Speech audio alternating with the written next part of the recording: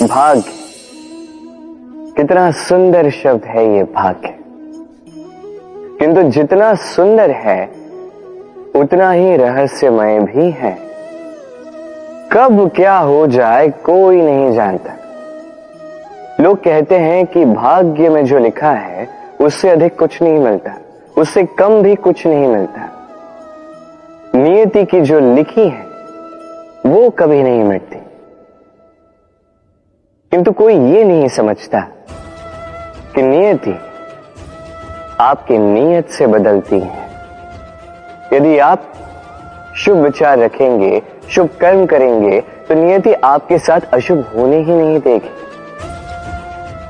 कभी आकाश में पंछी को देखिए, वो कभी भी भाग्य पर निर्भर नहीं रहता। चाहे कितना भी तूफान आए, कैसी भी हवा चले, घूमता है एक एक तिनका उठाकर अपना सौभाग्य, अपना घर स्वयं बनाता है। अपनी संतान को अस्तित्व में लाता है, उसका पालन पोषण करता है, उसे उड़ना सिखाता है, भाग्य पर निर्भर कभी नहीं रहता। और यही बात हमें भी तो सीखनी। स्मरण रखिएगा, आपका भाग्य कोई लिखी हुई नियति नहीं है। आपका भाग्य वो सत्य है जो दिन प्रतिदिन आप स्वयं लिखते हैं। कुछ अपने परिश्रम से, कुछ आपकी नियत से। राधे राधे। सुरक्षा व्यक्ति के लिए आवश्यक होती है, किंतु यही व्यक्ति की सबसे बड़ी शत्रु भी होती है। कैसे? सोचिए, एक व्यक्ति जब सुरक्षित वातावरण में होता है तब उसमें आलस आ जाता है।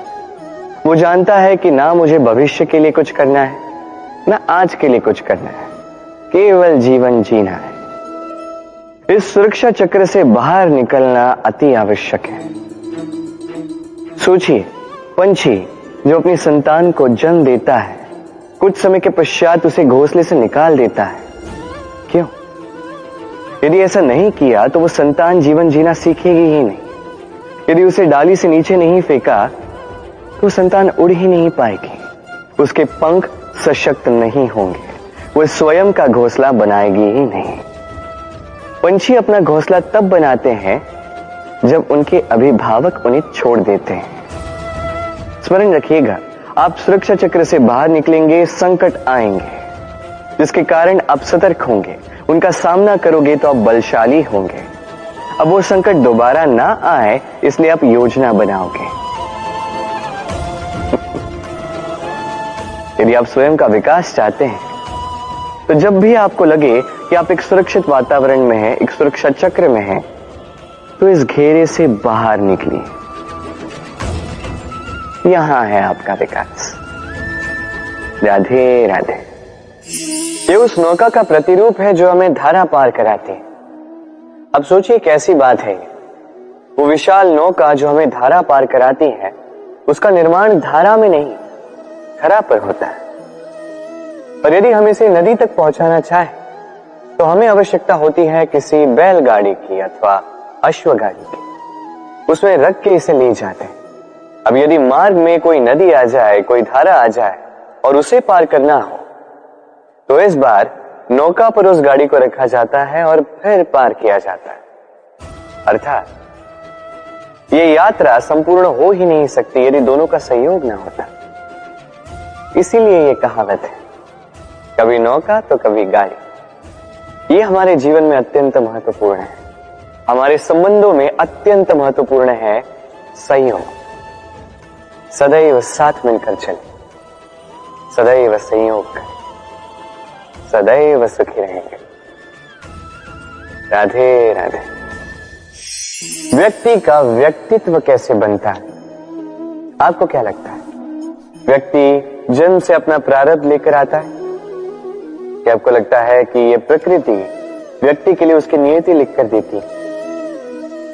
नहीं, ऐसा कदापि नहीं होता। मैं आपको समझाता हूं। जब भी वर्षा होती है, किसी बूंद को देखिए। अब ये बूंद जहां गिरेगी उस पर निर्धारित करता है कि आगे क्या होगा।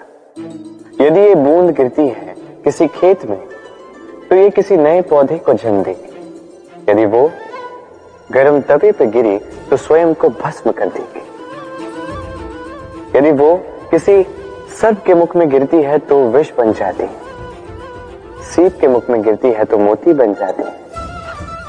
यदि वही किसी पत्ते पे गिरे तो ओस बन जाती है। एक ही बूंद, किंतु उसकी संगत उसका भविष्य और उसका व्यक्तित्व निर्धारित करती है। अब वो तो केवल एक बूंद है, उसके हाथ में है केवल गिरना, कहां वो भी वो निर्धारित नहीं कर सकते।